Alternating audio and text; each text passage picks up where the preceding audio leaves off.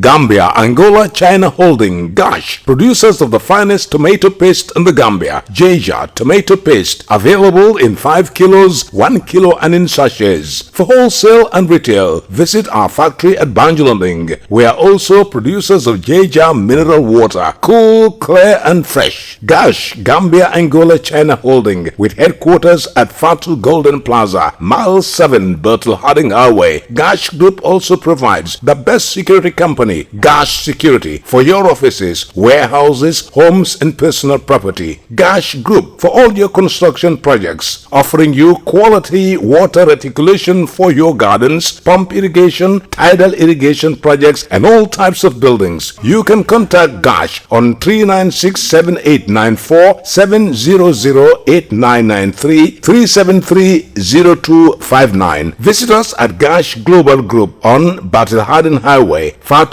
Golden Plaza. Our website www.gashglobal.com. Gambia, Angola, China Holding, Gash.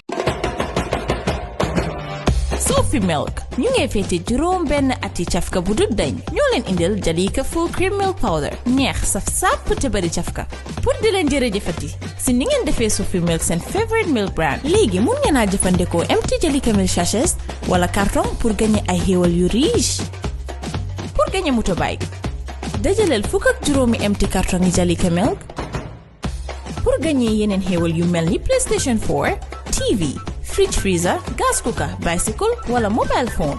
dajaleel fukk ak juróomi empty Jalika milk sachets def leen si biir envelope binda si sa tur ak sa téléphone number. mun ngeen ko yóbbu si bépp Jalika milk agent bu leen gën a jege. pour xam bi si raful yi dem leen Jalika milk Facebook page. Jalika milk mooy meew bu ees bu leen so fi indil gën a neex saf sàpp te riche.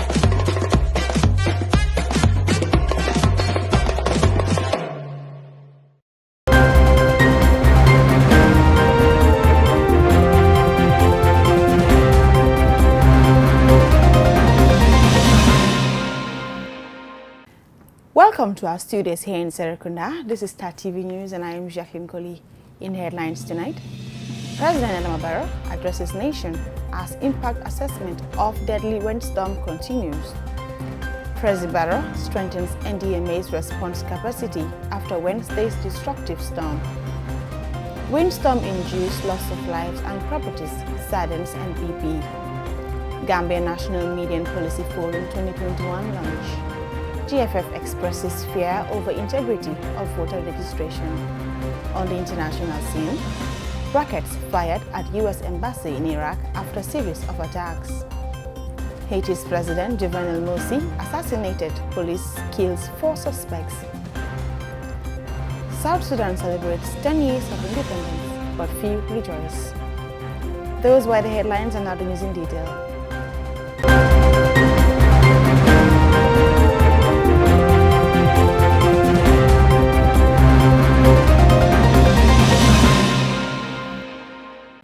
The Gambian President Adama Barrow has been speaking about the Wednesday's macabre storm that killed 10 and left in its wake colossal damage to properties. Let's take a listen. Fellow Gambians and residents, these are challenging times for us as a nation. As a predominant farming country, we always look forward to the rainy season with excitement. However, we are also conscious that the season may come with some natural disasters. As the rainy season starts this year, we are beginning to experience such unfortunate calamities. Last Wednesday night's thunderstorm, accompanied by lightning and heavy winds that downed electric poles, destroyed buildings, uprooted trees, and littered our streets and communities with debris. Above all, it is most regrettable that our report recorded 10 deaths across the country due to the storm. On behalf of the government and the entire nation, I commiserate with all those affected directly or indirectly. In particular, I extend heartfelt condolences to the bereaved families for the sad loss of lives. And I pray for solace for those who suffered damage to property. In the same vein, I pray for the speedy recovery of all those injured and their loved ones who perished in the storm to rest in eternal peace. I wish to inform all citizens and residents of the country that my government is fully aware of the scale of the damage caused by this natural tragedy. We have since taken immediate steps to redress the situation. Working with the National Disaster Agency, NDMA, and the relevant line institutions, the government has activated the country's emergency preparedness and response plan. The National Disaster Management Agency staff deployed around the country are working tirelessly to assess the full extent of the damage, and they are instituting measures to mitigate the effect of this natural disaster. Based on an NDMA preliminary assessment report, the storm destroyed property worth millions of dollars and injured many people, apart from claiming 10 lives. I appeal to all citizens and residents, all corporate bodies, and our development partners to work with the NDMA on disaster risk mechanisms and support the victims. Fellow Gambians, agriculture is vital for our food security and survival. At the same time, we also benefit from it for subsistence. Therefore, I will seize this opportunity, as I always do, to call on the youth and the able-bodied citizens to engage in agriculture as a business venture. It is also worth noting that we can improve environmental sanitation by maintaining waterways clear of debris and garbage.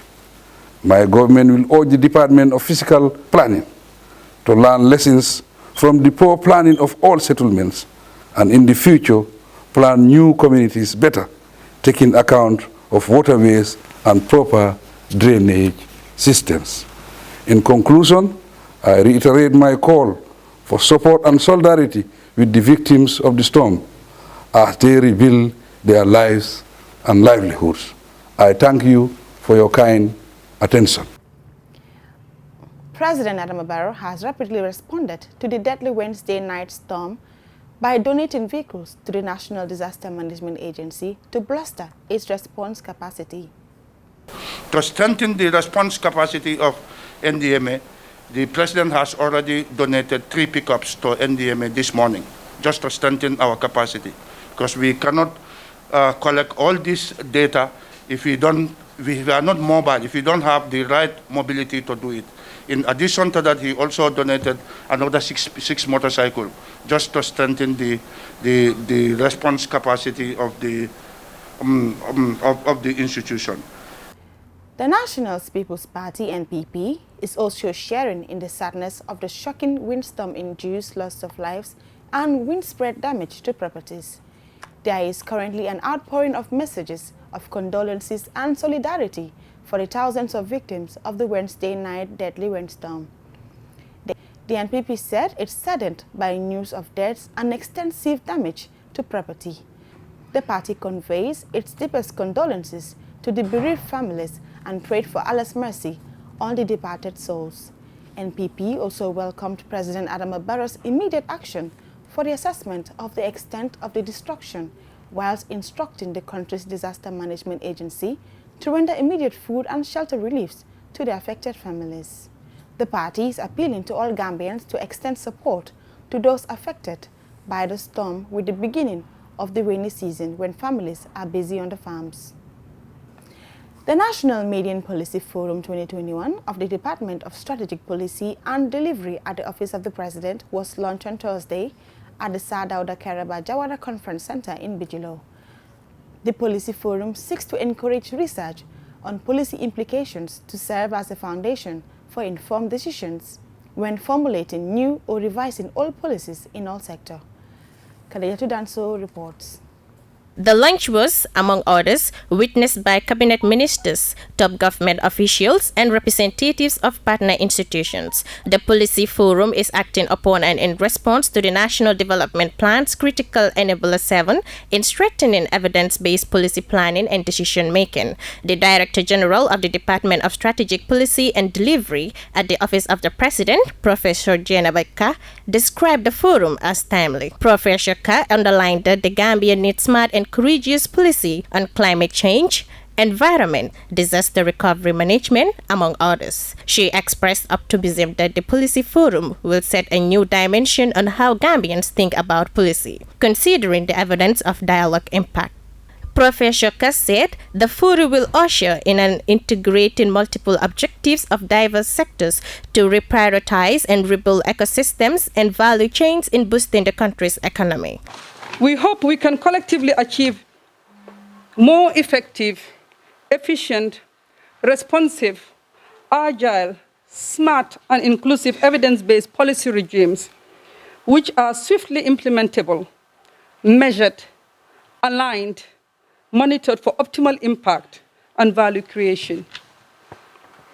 We also hope this will reset policy design, formulation, implementation, and bring about change in mindset with approaches that are data and evidence-driven, systemic, integrative, and factoring alignments leading to process innovations for optimization of our service delivery, thereby ushering higher performance in government and our broader socio-economic ecosystems. The permanent secretary at the Office of the President, Abdoulaye Jara, was confident that the policy will enhance socio-economic discourse on public policy making as he talked about expectations. I sincerely hope that this session will be enriching and will help inform government policy making and new policy formulation and will highlight implications of public policy making. The Office of the Secretary General and Head of the Civil Service recognizes the value that evidence-based policy has on our government laws and regulation. We are committed to the continuous use of evidence-based policy as a strategy planning instrument to enhance coherence for effective decision-making in government.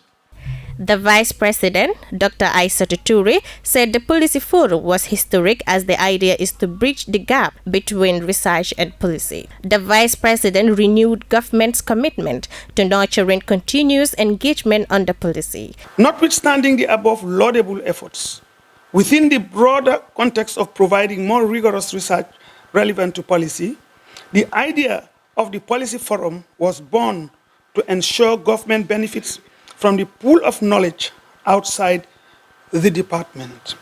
As such, a policy forum was first planned for 2020, but postponed due to COVID.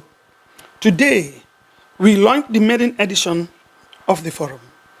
This forum, among others, aims to improve the accessibility of relevant research to ensure public policy is based on sound evidence.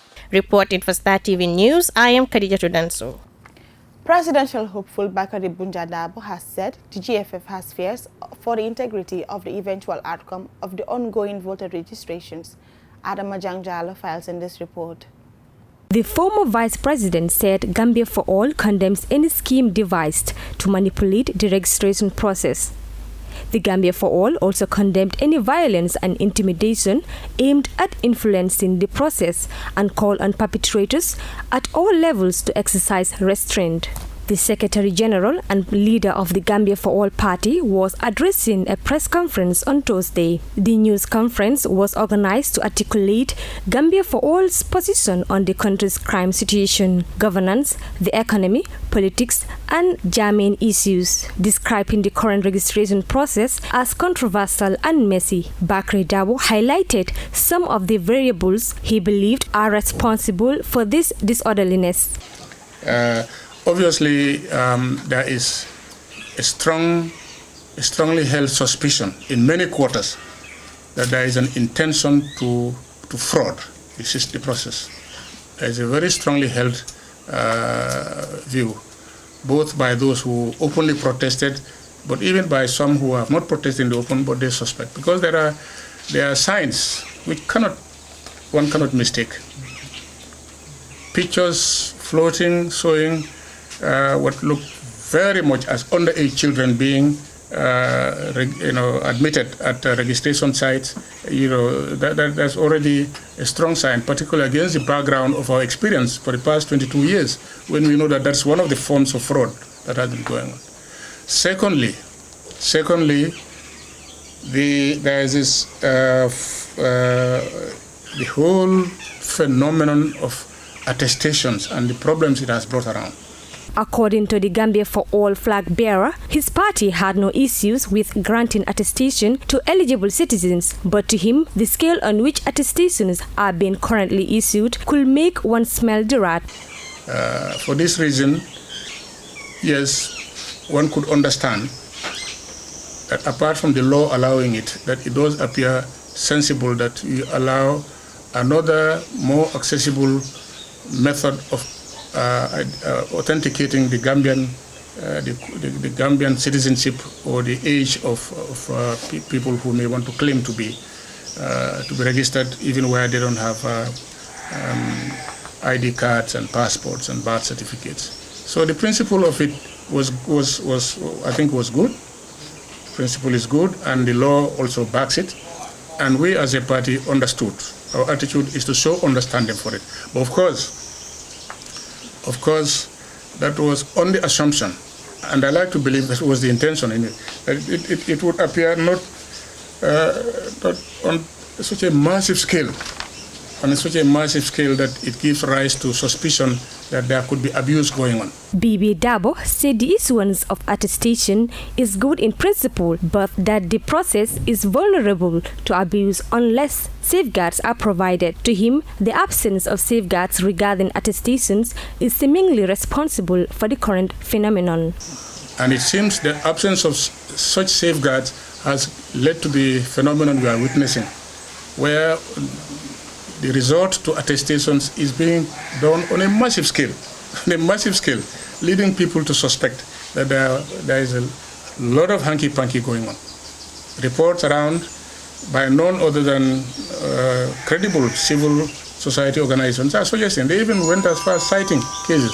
Sarengai in Wuli, somewhere in URD with young underage people. In other parts of the country, that these things are going on, and all of them, the cheap, easy tool is attestation documents produced by these people. Now let's look at it. Who are the actors for producing these attestations? These are mainly local government authorities, whether mayors, alkalulu, and chiefs. Now, sadly, he described the involvement of traditional rulers in politics as pathetic, despite the coalition government's commitment to keep them out of partisan politics. Only last week, the president was addressing Al-Kalulu and Seful, and we all listened to him, and he said it quite clearly. He told them, you owe it to belong to a particular party, a particular set of forces. And these are the very people who are supposed to deliver these documents. Obviously, this is a very unsatisfactory situation, and it's an explanation why there is this large turnout of people claiming to register using attestation. On the consequences of the suspicions of fraud in the general registration exercise, Mr. Dabo said, there are also, of course, the controversies and the suspicion of fraud has led to incidences of disorderly behavior, even violence, with some people resorting to antisocial behavior, thuggery, hooliganism. These are all very undesirable, and they all contribute together with this massive suspicious use of attestation to lead to a situation where confidence, our confidence and the confidence of many Gambians in the registration process is very much called into question. The process is still on, it's not completed. And we do know that there is provision for revising courts to which one can appeal for some cases. But one is not naive to believe that that will necessarily help to clean up if fraud is perpetrated on a large scale. So we are at a situation where we have serious fears for the ultimate, for the credibility of the ultimate outcome of the process going on, precisely because of some of this. For Star TV News, I am Ano Jang Jalo. Those were the local stories. The international news will come up after the short break. Stay tuned.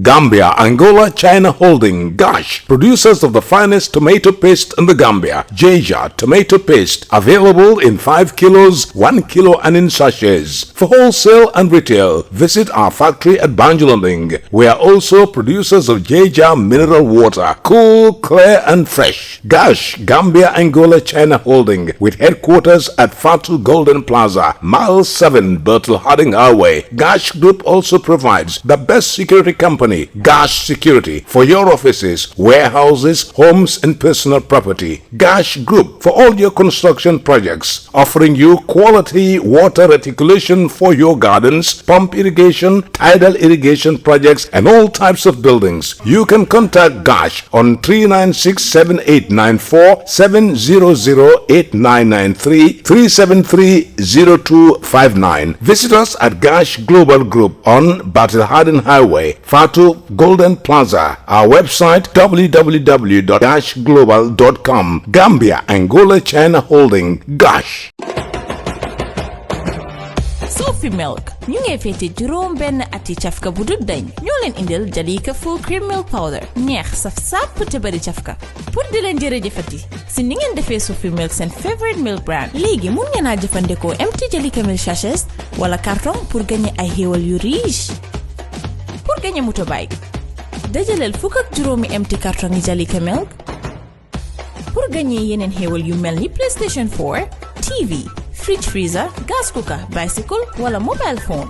dajaleel fukk ak juróomi empty Jalika milk sachets def leen si biir enveloppe binda si sa tur ak sa téléphone number. Mun ngeen ko yóbbu si bépp Jalika milk agent bu leen gën a jege. Pour xam bi si raful yi dem leen Jalika milk Facebook page. Jalika milk mooy meew bu ees bu leen so fi indil gën a neex saf sàpp te riche.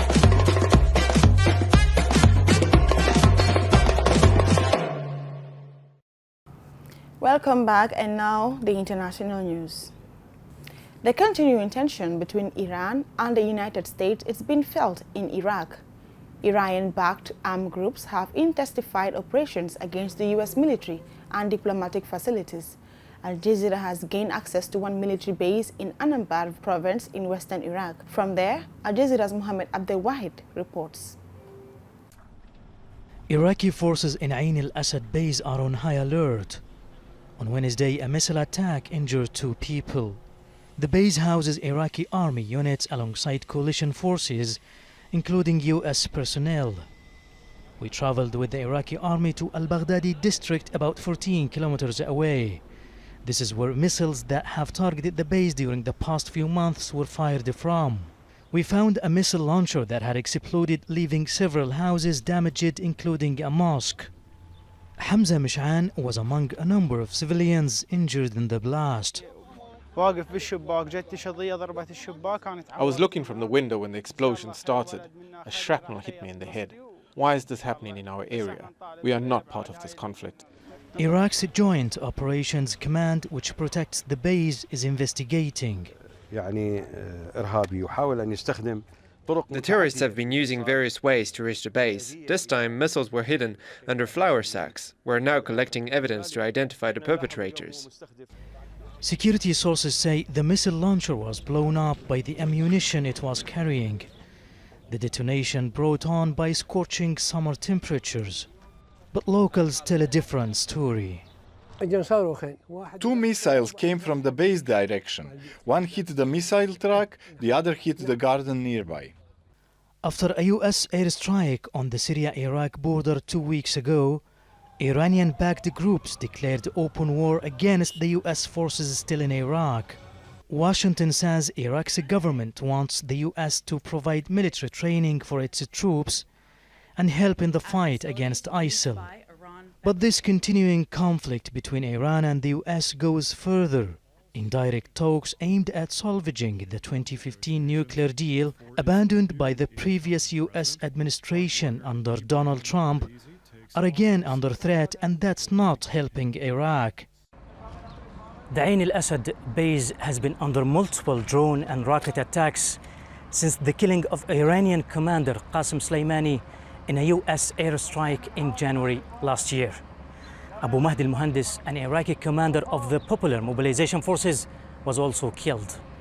Violence between U.S. forces and Iranian-affiliated armed groups is likely to continue as long as the nuclear issue remains unresolved.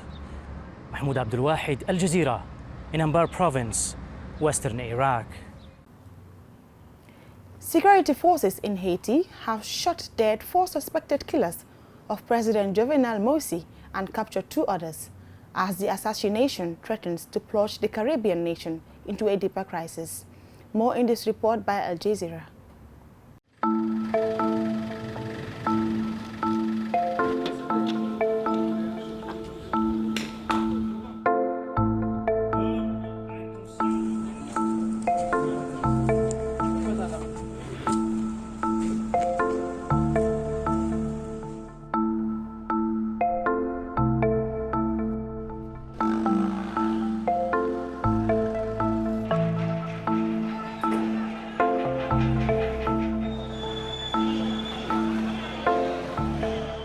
Call for the respect of the democratic principles.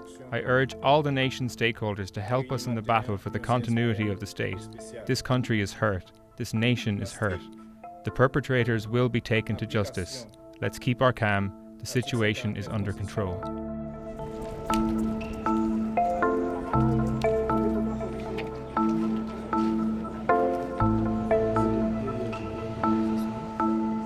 We also don't know whether or not there's going to be any quick resolution to the political situation. The man who is now the interim prime minister, Claude Joseph, was supposed to be stepping aside because Jovenel Moïse had named a new man to take his place. And so even as they're trying to investigate this assassination, there's already a very public fight about who is in charge of the Haitian government.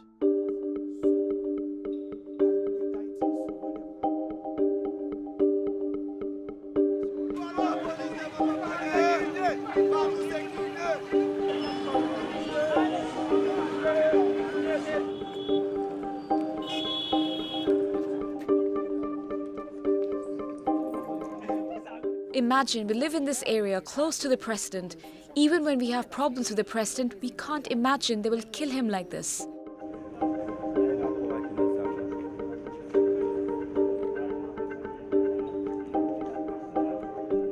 Our working hypothesis is that it is a sector of the bourgeoisie, maybe 1 or 2 or 3 combined, who hired these mercenaries to come in and do the job because they are terrified, absolutely. They have the daylight scared out of them by the uprising that's happening in Haiti's vast shanty towns. And they had to get Jovenel out of the way, we think, in order to be able to have the authority of the state to try to tamp down, crush, destroy this uprising which is happening from the shanty towns. An armed uprising, I should say. A revolution.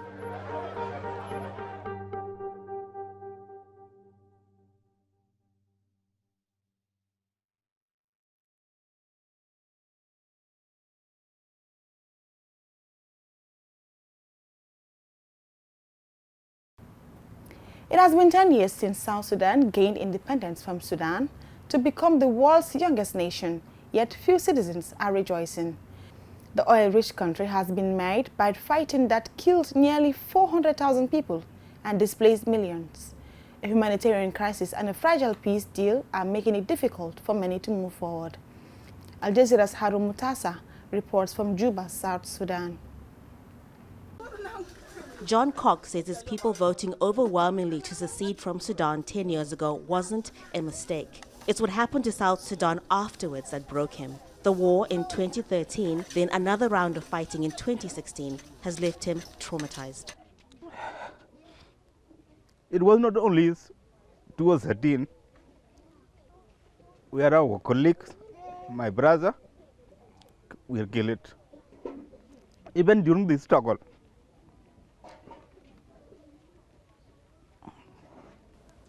my brothers, they were also killed. So when it repeats itself, it was horrible. Things are now relatively calm. Unlike previous peace deals that failed, some people hope the unity government set up last year will hold. It saw former rebel leader Riek Machar sworn in as first vice president, along with 4 other vice presidents. President Salva Kiir and Machar are once again trying to work together until elections in 2023. Politicians hope this transitional period encourages refugees and internally displaced people to return to their homes. Thousands of people live here, and this is just one of many camps across South Sudan. There's no running water and not enough food. Many families say they don't know how long they're going to be here, and going home for several of them is not an option because of insecurity in some parts of the country. Add to that floods, droughts, and intercommunal violence. Children born after independence have never known peace. Aid workers say the humanitarian crisis is worsening. These are some of our greatest concerns. Certainly there's a food insecurity crisis in South Sudan. 1.4 million children are going to be malnourished this year, the highest number in years. Key parts of the peace agreement are still to be implemented. These include establishing a unified national army made up of opposition and government forces. The people of South Sudan are telling their leadership that, look, we are tired of war. Nobody wants war anymore. If there are some few political leaders who think that they will go and mobilize some of our citizens so that they cause a fight because they want to be leaders of this country, I don't think they will get the audience from the public. The new coalition government is trying to rebuild, focusing on various developmental and infrastructure projects. As new buildings go up in some parts of the country, uniting a bitterly divided nation, building trust and making sure it's safe enough for everyone affected by conflict to return home is going to be much more difficult. Harun Mutasa, Al Jazeera, Juba. And before we end the news, a recap of our main headlines. President BARROW addresses nation as impact assessment of deadly windstorm continues. President BARROW strengthens NDMA'S response capacity after Wednesday's destructive storm. Windstorm-induced loss of lives and properties saddens NPP. Gambia National Media Policy Forum 2021 launch. GFF expresses fear over integrity of voter registration. On the international scene, rockets fired at U.S. Embassy in Iraq after a series of attacks. Haiti's President Jovenel Moïse assassinated, police kills 4 suspects. South Sudan celebrates 10 years of independence, but few rejoice. That's all for this edition of the news. Join us tomorrow for more news. Please stay tuned and enjoy the rest of our programs. Thanks for watching and bye for now.